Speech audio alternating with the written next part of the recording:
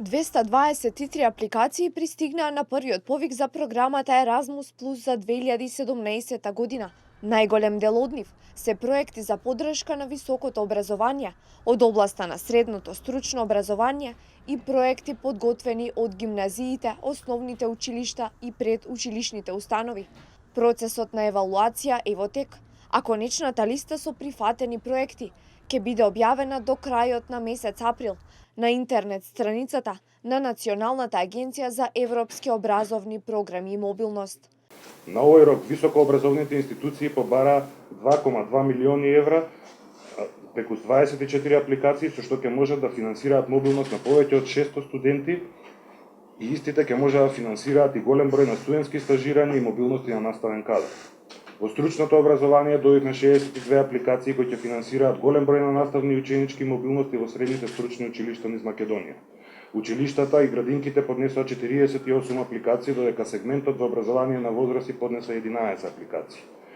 Буџетот за 2017 година изнесува рекордни 6,25 милиони евра, испоредбено со 2014 година, кога и започна имплементацијата на оваа програма, тоа е зголемен за 78,5%, истакна заменик министерот за образование и наука Спиро Ристовски. Бројот на пристигнати апликации на овој прв јавен повик за 2017 година упатува дека интересот за изработка на проекти и искористување на средствата во рамки на Erasmus Plus програмата значително се зголемува. Во споредба со првиот јавен повик минатата година, кога беа пристигнати 172 апликации, имаме пораст од прилика 30%.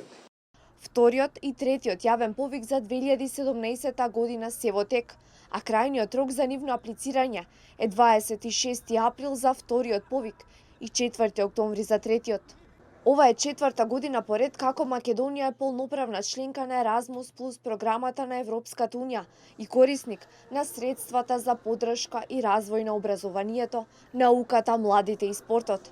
И натаму важиме за една од земјите кои постигнуваат исклучително висок степен на ефикасност во реализација на проектите, односно искористеност на расположливите средства од над 90%, се вели во извештајот на Европската комисија.